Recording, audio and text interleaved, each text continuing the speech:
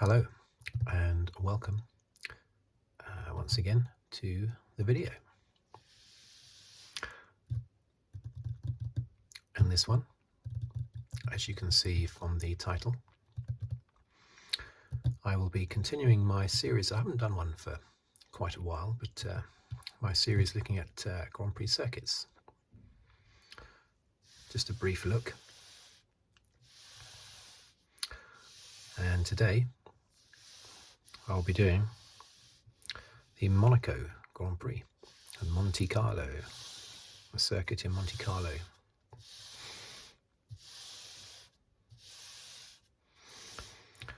What I normally do, though I haven't done many of these videos before, but what I normally do is a little drawing of the circuit. This is not tremendously accurate, but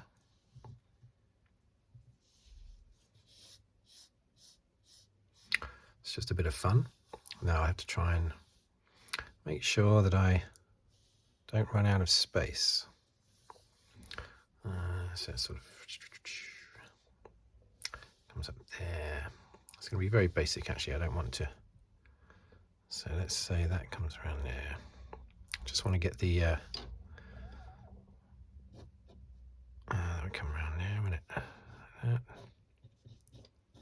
comes around there. Yeah, so I just want to make sure that I can get the sides in okay. So that would be sort of up there, that turning, isn't it? Just there, down the straight, and there, La Rascas, around there, there, swimming pool is that. I'll fill it in a little bit better in a moment. I'm just doing this very, very basic.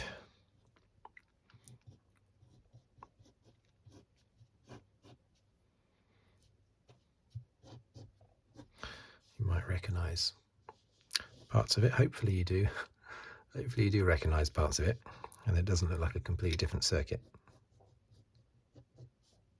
It comes around there, sweeps around, doesn't it? Okay, I think that's not actually too bad. So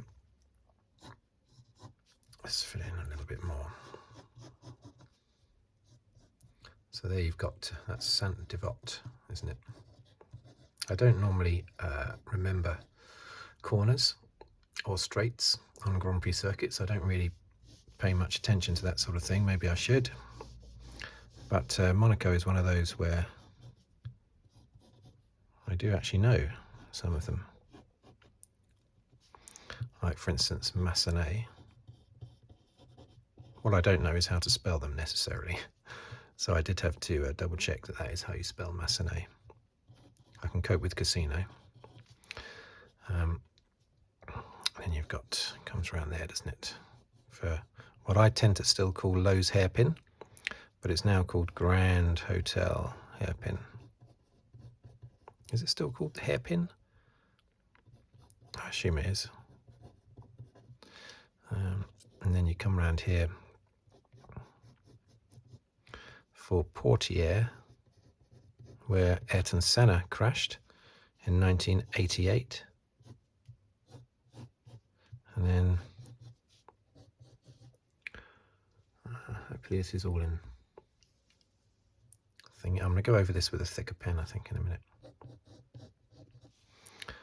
This, of course, is a tunnel. The tunnel sort of starts about there, doesn't it? Ends about there, something like that.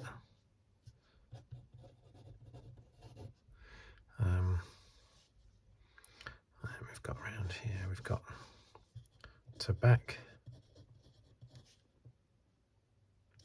And then this is the swimming pool section, isn't it? I forget what it's actually called, what the name of it is, but it's I tend to just know it as the swimming pool section. Come around here for this very tricky, well, the whole circuit's tricky actually. I race it on the F1 game. It's all very tricky. And then that's the start-finish line there. I think that's just sort of start-finish line there, isn't it? So there you have it. Oh yeah, what's the name of this? Beau Rivage, yeah, that's right. I had to look that up. I'd forgotten the name of this uphill. Sort of a straight, isn't it? I mean, it's scary when you go up there full pelt on the PC game. It's a bit scary because it's not really a straight.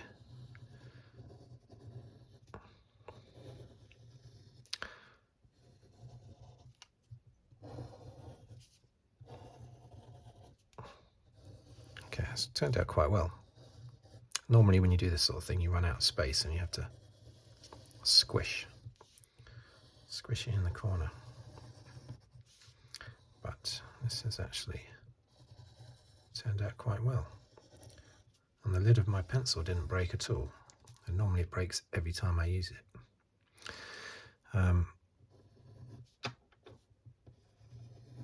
Okay, so there you have it. Let's just write up here. Monaco. So, maybe just a few facts and figures. Should I write? I'll write with this pen maybe. I think that's thick enough. I don't think I need to go over that anymore. So, when did the Monaco Grand Prix start? Well, it started, and of course, I'll just randomly put these figures dotted about. So 1929, actually the first race was the 14th of May. Oh, 1929, sorry. 14th of May 1929, actually I left the name of a corner, this here. I don't know if it's there's a little chicane here sort of thing, isn't there? Chicanery thing. I think that's the bit that's called Anthony Nogues. And it was Anthony Nogues who, that's a real tricky little chicane bit there as well. Anthony Nogues, who was the president of the, see if I can get it right, Automobile Club of Monaco. AMC, the Automobile Club of Monaco. And the reason why this came about was because that club wanted to be recognised as a French national club.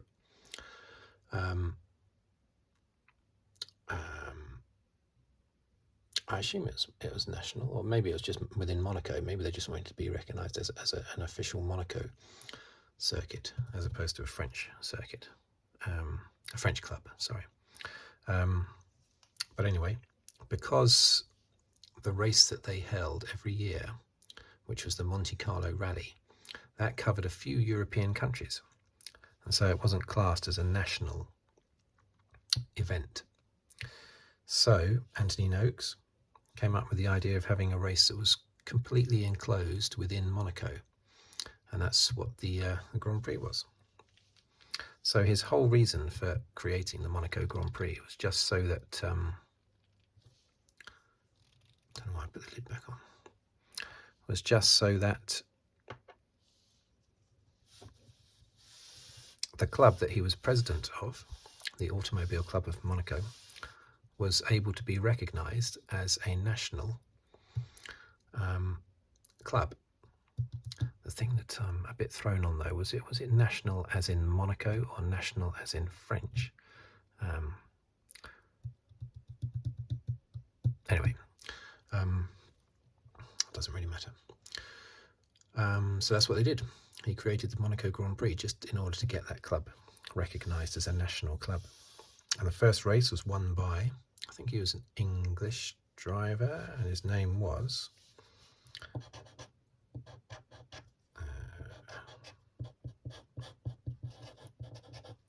William Grover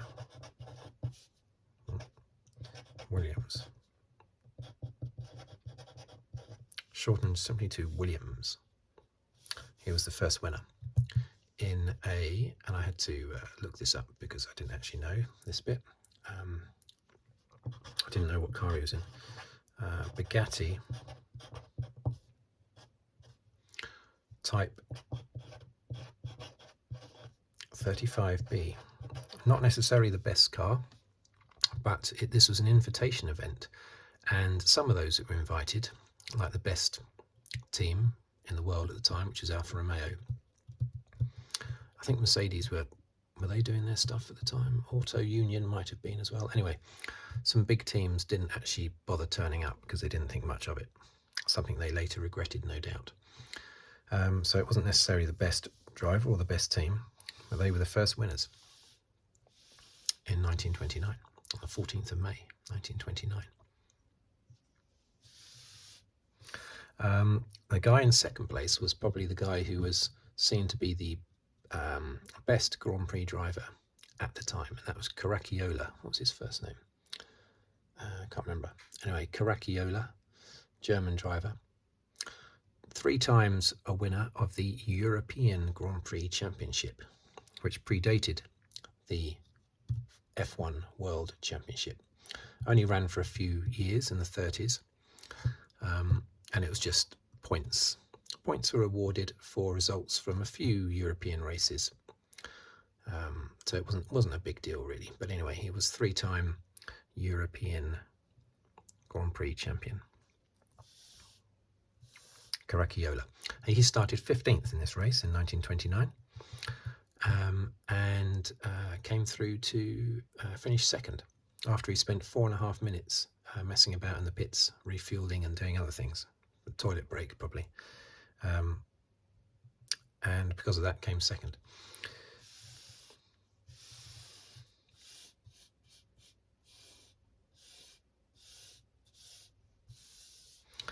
So then the race continued throughout the 30s. Obviously, there's a bit of a hiatus during the war.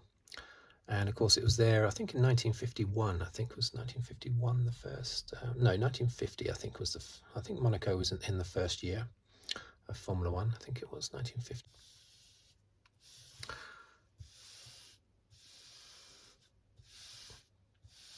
And it missed a couple of years in the 50s, 53 and 54, something like that. I think it missed due to sort of political financing reasons, that sort of thing. And then it returned in 1955.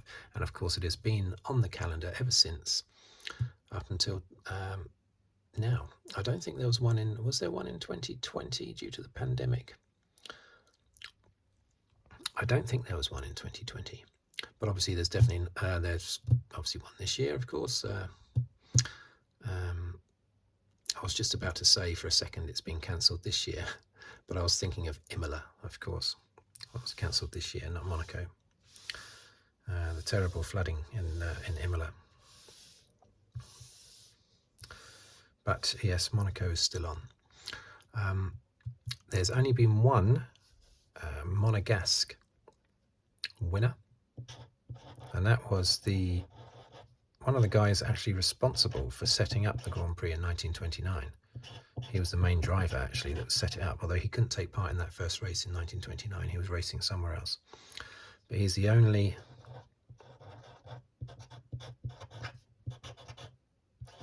I'm having some problems with this this pen. Louis Chiron, the only Monegasque to have won the race. He won it in 1931. Now, surely that's going to change soon with Charles Leclerc. So many people in the Formula One paddock call him Charles, don't they? Charles Leclerc. Why are they deliberately saying it the English way? I wonder when. They should just be simply saying Charles. It's a bit like Ricciardo being called Ricciardo by some of the people in the paddock, including his former boss, Christian Horner, who always called him Ricciardo. And I don't think as a joke. I think he just seemed to think that that's how he pronounced his name. Anyway, so surely Charles Leclerc is bound to pick up a win soon, isn't he? There's been some very famous wins there, of course. 1961, when Moss beat the Ferraris in a race that took nearly nearly 3 hours. He was in his Lotus.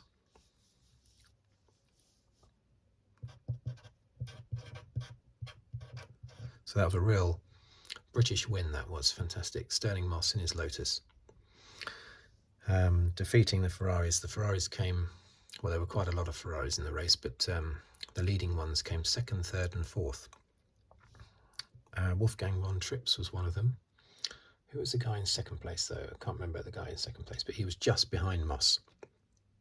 The Ferrari in second place was only 2 or 3 seconds behind Moss. The others were further away, but it was a fantastic race. I've seen clips of it on before on TV, but it's one of those races I'd love to see the whole thing, because he basically held off at least one Ferrari the whole race. And I'd love to see that. I'd love to see a recording of that if I can somewhere. I'll have another search on YouTube. And of course we had 1988.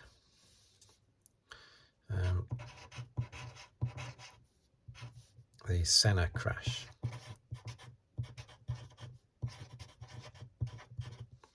Which of course was over here at Portier.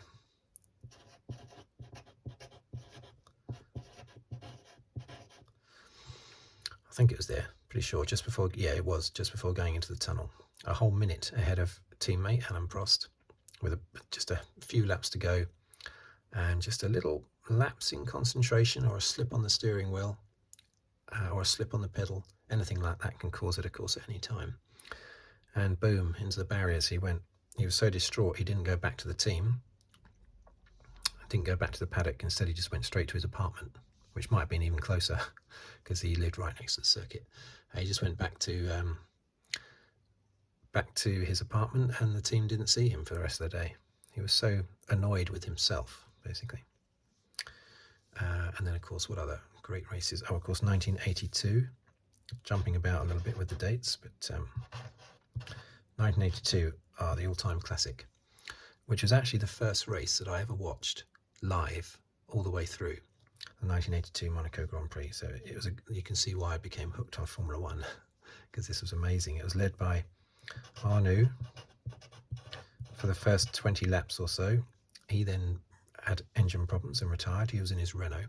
So his teammate Prost took over and led until 5 laps before the end, when I can remember the accident happening. I can remember seeing it, and he just seemed to twitch or something. He was going down. He'd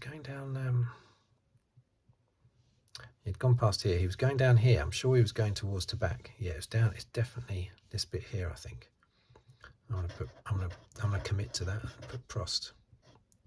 1982. I'm sure that's where he had his ding dong up against the wall and spun about and smashed his wheel off and everything. All disaster. I don't want to say it was his fault in case it wasn't, but might have been something that broke in the car. I can't remember, but it certainly looked like he had made a mistake. So 5 laps before the end, he conked out. And that then allowed Patrese to take over the lead. But then he spun with just a few laps to go. He spun and seemed to stall the car as well. So because of that, Pironi in his Patrese was in a Brabham. Pironi in his Ferrari took over. I'm sure this was the race immediately after the Belgian Grand Prix where Villeneuve was killed. Pironi, though, ran out of fuel on the last lap. Right? Now, that should have given the lead to... Oh, have I made a mess of that name? Yeah, I have, yeah. Pretend that's an E, okay? De Cesaris, right? Should have given the lead to him, but De Cesaris also ran out of fuel on the last lap just before he took over the lead from Pironi. Pironi ran out of fuel going through the tunnel, I remember. So De Cesaris shouldn't actually be on that list because he didn't actually take the lead, but he nearly did. That's why he sort of makes it onto my list. He nearly took the lead.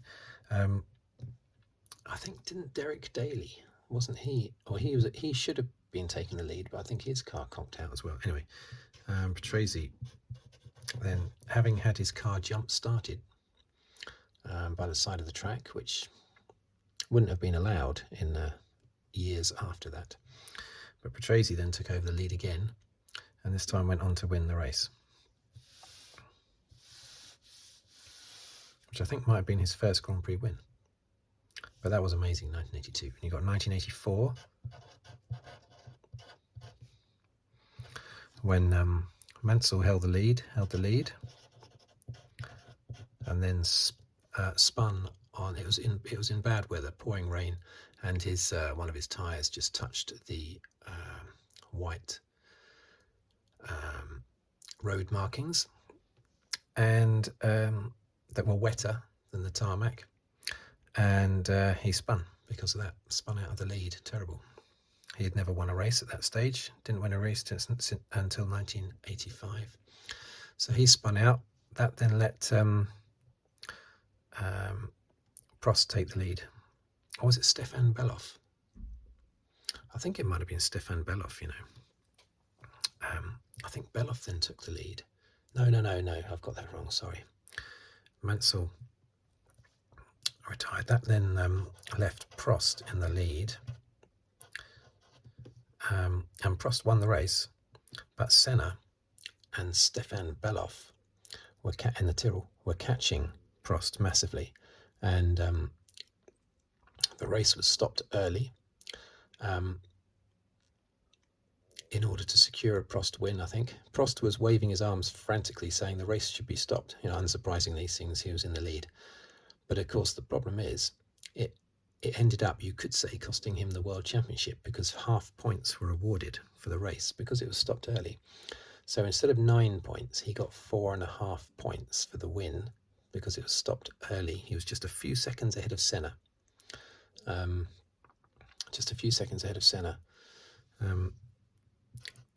going to write Senna down there. I'm also going to write, simply because I've never written it down before, so Stefan Beloff, there you go. He only finished a few seconds ahead of Senna. Had it gone on for 1 or 2 more laps, I'm sure Senna would have got past, or they would have crashed. And Beloff was driving even, this is something that's forgotten about, but Stefan Beloff was driving even faster than Ayrton Senna at the time, and was closing down on Ayrton Senna really quickly. So had it gone full distance, Stefan Beloff may well have won, with Senna second and Prost third. But it's very difficult to overtake, of course. But I think Prost wouldn't have fought too much. He's quite a sensible driver. I don't think he would have risked anyone's life trying to defend the lead from Senna, but Senna would have from Beloff. I don't think Beloff would have managed to get past Senna without having an accident. But we were denied that because they stopped the race early. So Prost got 4.5 points. Now, had he finished second, say, behind Senna, he would have got 6 points if it had gone full distance. 6 points. More points than he got for winning on half points.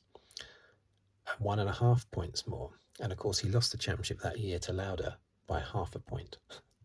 So it could be that, strangely, by winning the Monaco Grand Prix, instead of coming second, he ended up losing the championship. It's an odd fact, and of course one race doesn't make a season, does it? But it's an interesting fact, though. What other interesting races have we got here? Oh yes, of course, we've got 1992, the Mansell v Senna. Mansell was in a totally dominant car that year and had won the first 5 races of the season. This was round 6. We already knew he'd won the championship, so the championship wasn't as exciting as other championships he's been in that he hasn't won, because it was all over after about 3 or 4 races.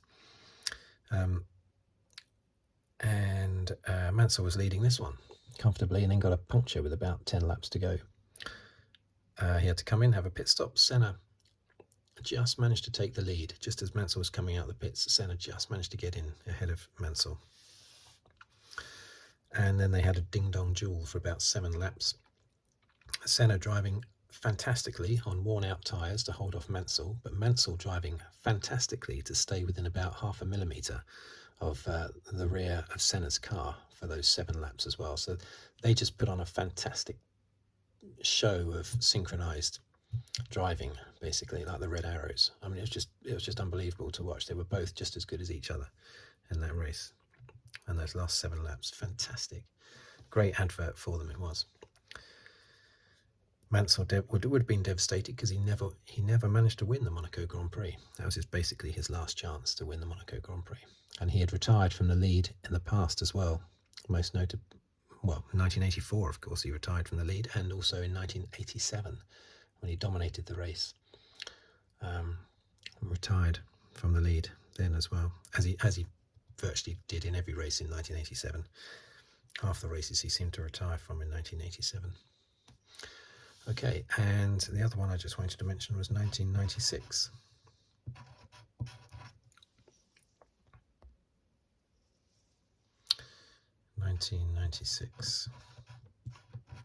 Come on, pen. That, of course, was won by Olivier Panis in his Ligier. And there were only 3 finishers. Panis, Coulthard, and Johnny Herbert. There were 7 classified finishers, so we still had enough for the points, for the top 6, but only 3 drivers crossed the line. I've never known that few a number of drivers to cross the line before. That's incredible. Panis, Coulthard, Herbert. Panis in his Ligier. Damon Hill, the dominant driver that year, well, I suppose along with his teammate Villeneuve. Hill had been, what had he been doing exactly? He had been leading the race comfortably, and then he had some kind of, I think he just had some kind of car failure. He retired. Alesi then took over the lead. He retired, as he so often did whenever he took over the lead in a race. And yeah, poor old Alesi only ever won 1 race, and that was due to Schumacher having a problem with his gearbox at the Canadian Grand Prix in 1995. So in that race, Alesi got a bit of good luck, but he had bad luck in so many other races. He could have easily had 10 wins. Anyway, so Panis then took over, coming up from 15th on the grid. I remember him being very quick the whole race, though, so it wasn't like he completely inherited it. There were only 2 cars that retired in front of him. So if there had been no retirements in the race at all, he would have no doubt come 3rd. So still a very good performance from 15th on the grid for Panis. Coulthard and Herbert taking up the next 2 places. Now maybe I should just colour this in a little bit here.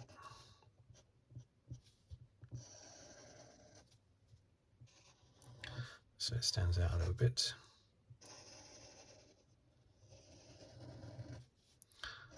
Let's go around here like this. I have always liked the Monaco Grand Prix because it's just so historical. Been around since 1929. And I always liked it as a kid. I loved watching Grand Prix so much that the longer races I automatically liked. And because this was like a 2-hour race, that made me automatically like it.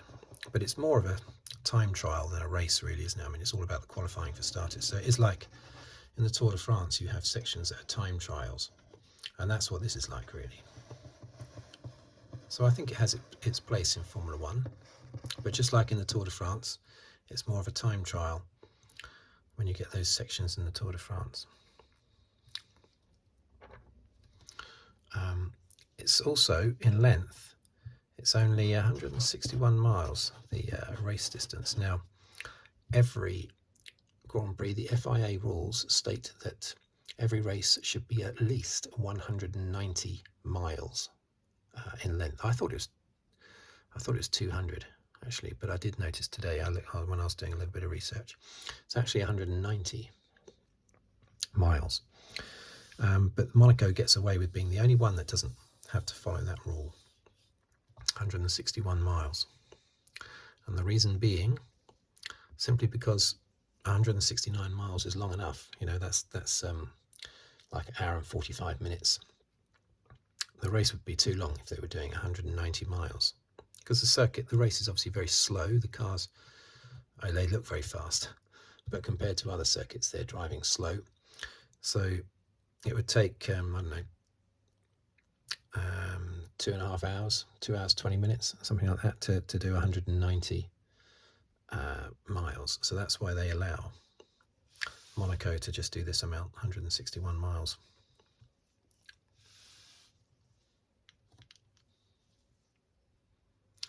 Of course, the most winners, where shall I put that down?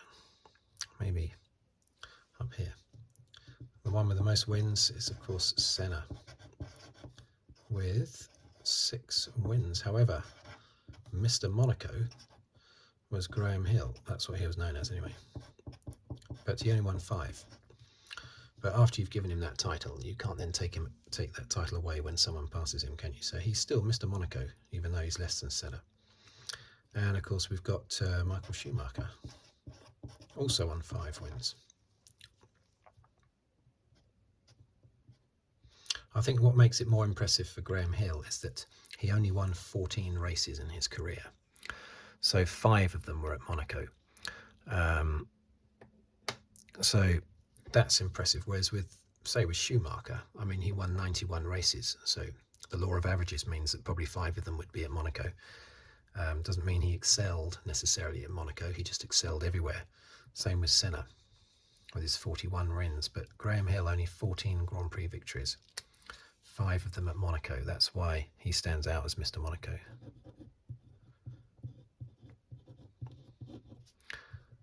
Massenet. Let's put that down. Tunnel. Lowe's hairpin, as I like to call it. It's named after the hotel on the corner there, isn't it? But then the hotel was renamed. What's my favourite part of the circuit?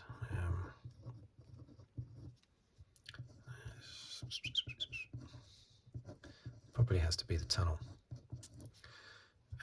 When you see those in-tunnel shots, yeah, you get no racing in the tunnel so much.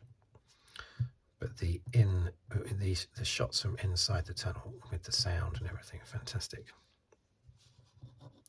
And in 1992, when Mansell and Senna were doing their thing, they went through there, and you could tell how loud it was as those 2 cars went through basically as one. When they flew through that tunnel, just looking like one long car. Incredible stuff. So the tunnel is probably my favourite bit. But also I like this bit, especially after the start of the race and they're coming up Beau Rivage. I've done that bit of a straight line, but it's a bit wiggly, isn't it? When you look at it, the camera angle looking down from Massenet. It's a snaking road up there. And you think it's a straight, but no, it isn't. I don't think I've ever seen anyone overtake, going into Massenet. You can't. It's impossible. It's normally out of the tunnel into the, what do they call that? Oh, I haven't written that down, have I? Into the, that's right. How do you spell it? I knew the name of it, but I'm just trying to see how you spell it. I think it's Nouvelle Chicane. It's Nouvelle like that. There we go. Yeah, going into the Nouvelle Chicane, that's often an overtaking place. La Rascasse as well. Sometimes Saint-Devote. Sometimes Grand Hotel hairpin. But yeah, as I say, it's more of a time trial than an actual race. So I think that was all I was going to talk about. I'm probably going to release this just before the Monaco Grand Prix, or the weekend of the Monaco Grand Prix is probably when this will be released. So hopefully it has done. Hopefully you're watching it now on the Saturday, the day before the Grand Prix. I'll probably think of something after I end the video that I should have added in, but that's always the case. Okay, so thank you for watching. Thank you for listening. If you'd like to subscribe, please do so, or like the video, or comment. And I hope you enjoy the race. I certainly will do. Regardless of what happens, I will do. Will Perez win again? Street circuit, you never know. Not enough street circuits in the year, though, for Perez, I fear, this year. But we'll see. Once again, thank you very much. I'll see you on the next video.